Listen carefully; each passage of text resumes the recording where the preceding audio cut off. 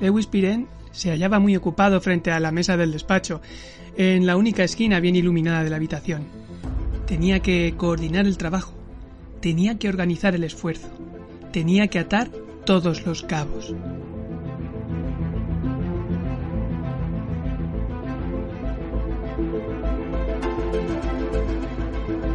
Ese es el primer párrafo que se pudo leer de una de las obras de ciencia ficción que más impactó en la ciencia social, política y la economía de la segunda mitad del siglo XX y que a día de hoy sigue impactando la cultura contemporánea. Sí, no hablo ni más ni menos que de La Fundación.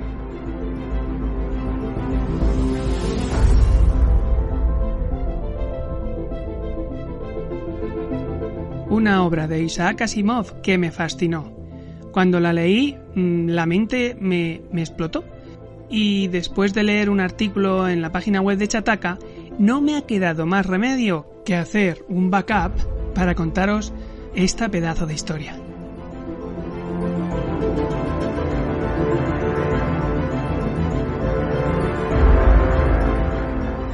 Porque la historia del desarrollo real de la psicohistoria es mucho más que un episodio de la historia de la literatura. Es la historia de un viaje científico, una derrota intelectual y un proyecto social que ha aportado su granito de arena para construir el mundo en el que hoy estamos.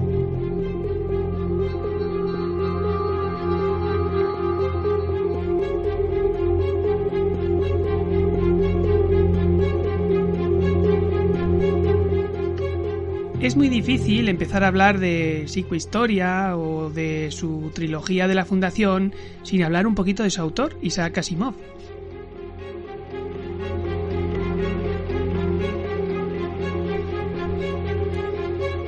Para poneros un poco en contexto, deciros que Asimov nació en 1920, el 2 de enero en Rusia, hace 100 años. Y esta trilogía de la Fundación y su psicohistoria se empezó a escribir a mediados del siglo pasado, en el 1950. O sea que fue todo un visionario, fue como un vidente, como si supiera lo que estaba diciendo y lo que iba a pasar.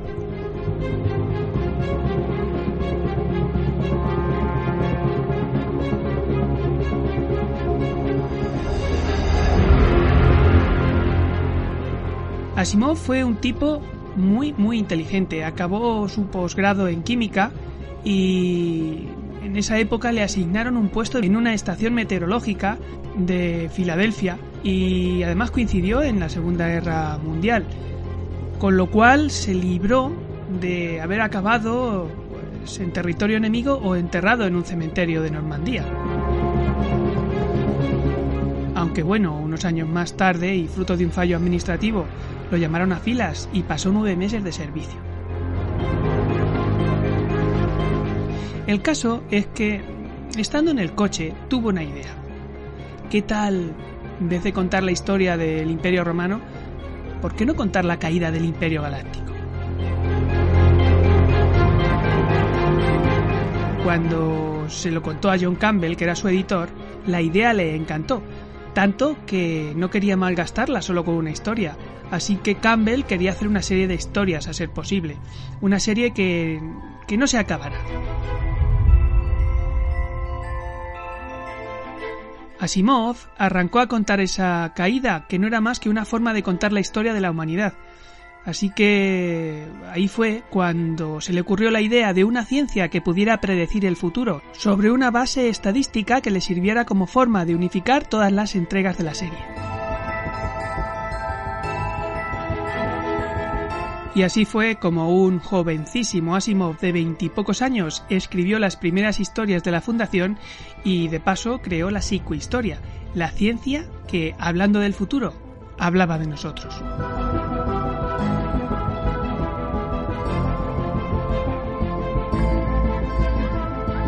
El personaje más importante de esta trilogía, Hari Seldon, solo sale en persona en el primer capítulo del primer libro de la Fundación.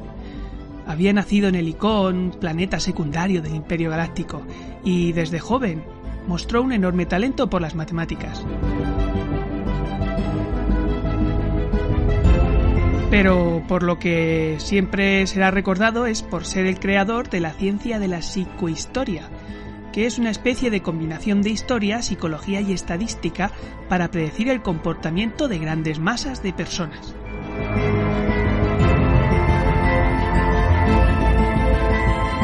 La idea general reconoce que no se pueden predecir las elecciones de un individuo particular, pero si aplicamos el modelo adecuado a grandes grupos humanos, se podría predecir el flujo general de los acontecimientos futuros. Asimov, que como hemos comentado era químico, se inspiró en el comportamiento de los gases. Como observadores, no es visualmente imposible saber cómo va a moverse una molécula concreta de un gas, por ejemplo, pero sí podemos saber cómo se comportaría una masa concreta del gas con un alto nivel de precisión. De este modo, cuando Hari Seldon consiguió que sus modelos psicohistóricos funcionaran, descubrió algo terrible, y es que el gran imperio galáctico se dirigía a su desaparición, y, tras ella, habría 30.000 años de caos, dolor y destrucción hasta encontrar otra época de paz y prosperidad.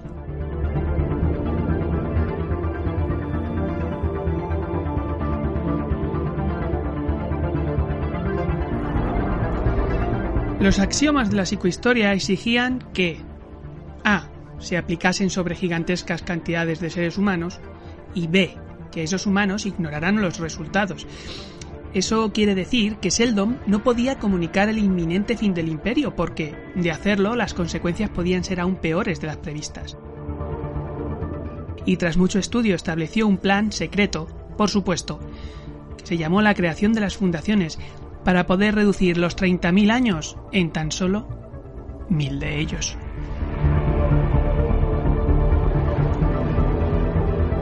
No se dan muchos más detalles técnicos sobre la psicohistoria, pero no hizo falta, porque rápidamente la idea de una ciencia predictiva superó los límites de la obra de Asimov. Él mismo se quejaba, medio en serio, medio en broma, de que la gente tendía a hacerse una idea propia de lo que era la psicohistoria y se dedicaba a refutarla o defenderla en todas sus entrevistas. Unas veces coincidía con el que le entrevistaba y otras veces no coincidía con la persona que estaba hablando con él. Esto no es extraño, ya que la idea de la psicohistoria era a la vez sencilla, pero, por otro lado, al mismo tiempo, muy muy potente.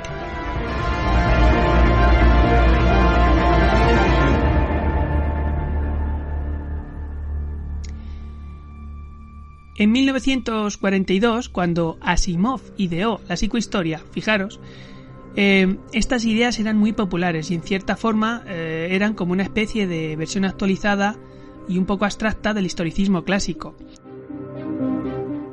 El auge y caída de imperios, pero dejaba como a medias otros temas más económicos, ¿no? Que luego más adelante otros autores sí que trataron.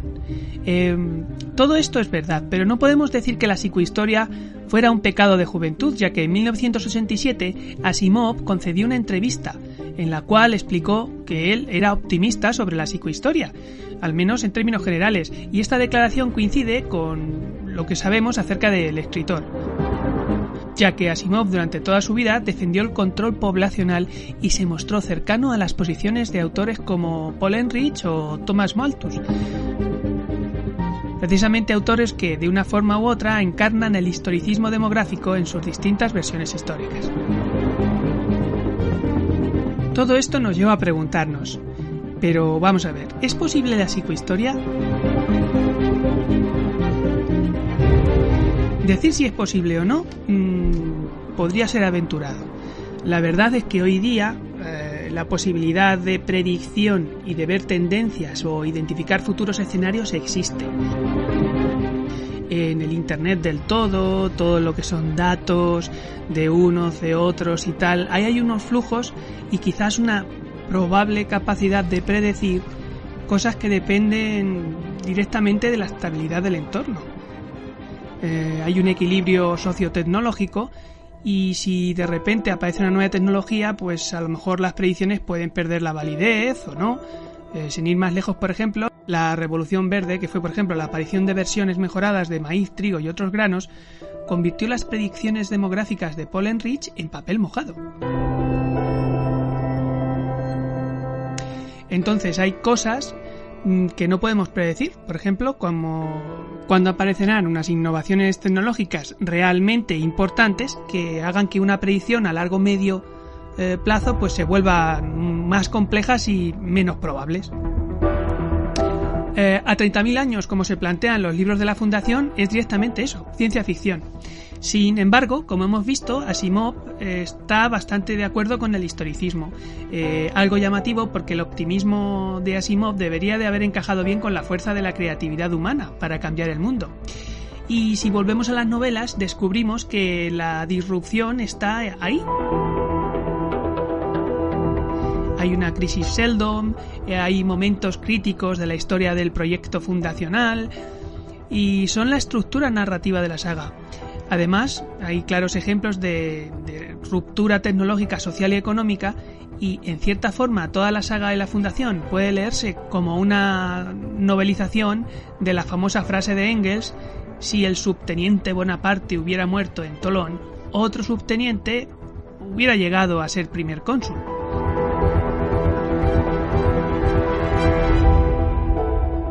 Las circunstancias, como explica el holograma de Sheldon tras la primera crisis, marcan el siguiente paso, o dicho de otra forma, las disrupciones tienen que llegar. Da igual que tarden un poco más o un poco menos, da igual quién son los que las protagonicen, al final el resultado es el mismo.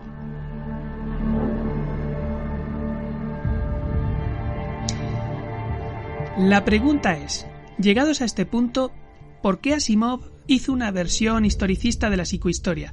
¿Cómo podría ser que una mente tan brillante se declarara optimista en cuanto al desarrollo de una ciencia tan incierta como esta?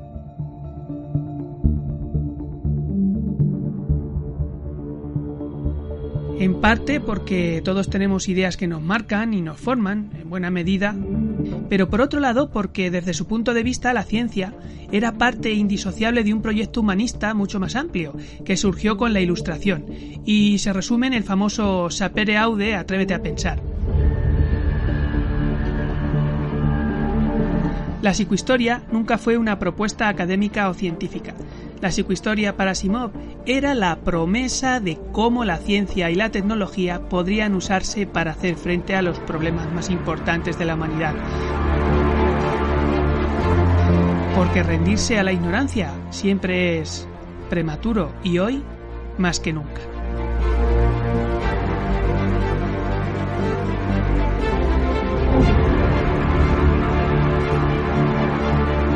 Ahora está muy de moda la Fundación de nuevo porque Apple TV va a sacar la serie y la va a hacer físicamente visible en la televisión. A mí me hace mucha ilusión verla, no he querido ver ningún tráiler, no he querido saber la cara de Harry Sheldon y la verdad es que cuando yo leí este libro pues acababa de leer Dune y la verdad es que nunca pensé que iba a leer algo tan asombroso y tan alucinante como la saga de Dune, aunque solo me haya leído el primero.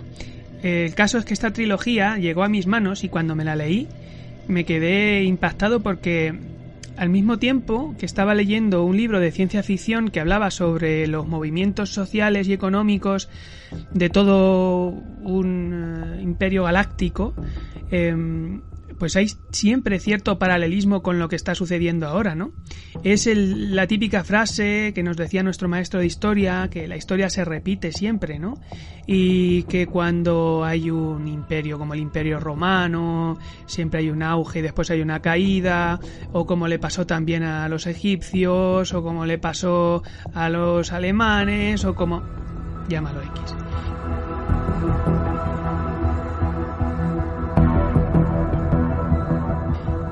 Sí, es verdad, y son cosas que podemos plasmarlas hoy en día, por ejemplo, en el tema social, porque, por ejemplo, aquí en España hemos vivido una guerra civil donde se calificaban a todos de rojos o fachas, perdonadme la expresión, y si os dais cuenta, hoy en día estamos volviendo otra vez a estos colores y a esta, por así decirlo, etapa de confrontación social, ¿no? En una época en la que la información está constantemente al alcance de la mano, ya no podemos decir que la ignorancia sea un arma de doble filo, sino que, en este caso, la información mal utilizada lo es. Solamente tenemos que darnos cuenta y evaluar toda la información que hemos ido recogiendo a lo largo de los años. Y no me estoy refiriendo a información de gente individual sino a la información poblacional general a nivel mundial de qué es lo que está pasando y tratar de hacer un poquito de reflexión de lo que está sucediendo ahora. La tecnología quizás nos salve de los problemas que estamos viviendo actualmente, pero el conocimiento y la capacidad o la curiosidad para aprender, si no la usamos, estamos perdidos.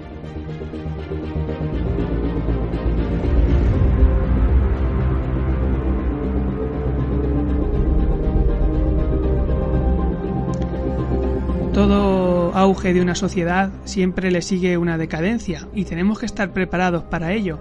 Tenemos que estar preparados para la mentira y tenemos que pensar en no conocer la psicohistoria para que la psicohistoria sea realmente la protagonista de predecir un futuro incierto.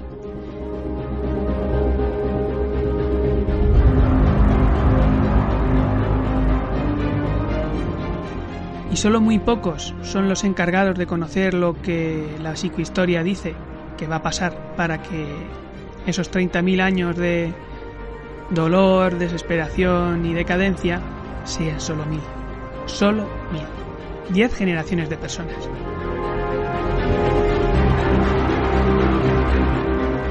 ¿Qué nos querría decir Asimov en su teoría de la psicohistoria?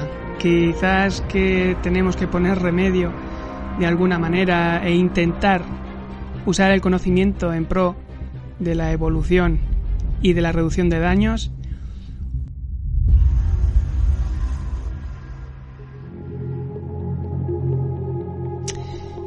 Quizás si hubiéramos pensado un poco más en lo que decía la psicohistoria, podríamos haber valorado más el medio ambiente y podríamos haber prevenido todo lo que está pasando ahora.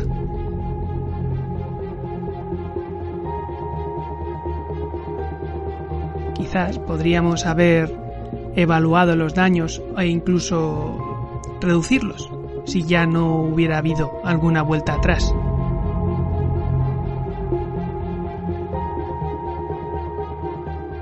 Lo que sí es cierto es que es una historia que merece ser recordada y por eso hoy hemos hecho el backup. Si tú tienes alguna historia, no dudes en ponerte en contacto con nosotros. Mirando la descripción de este mismo episodio podrás ver cómo.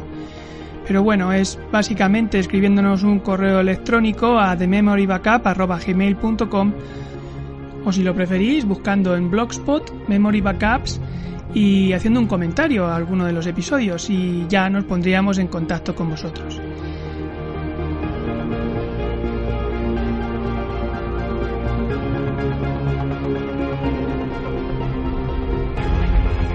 Todo un placer hablar de la psicohistoria. Esa técnica que mezcla las mate con la historia y con la estadística y que es capaz de predecir el auge o la caída de la sociedad actual. ¿La psicohistoria ciencia ficción? ¿Qué pensáis?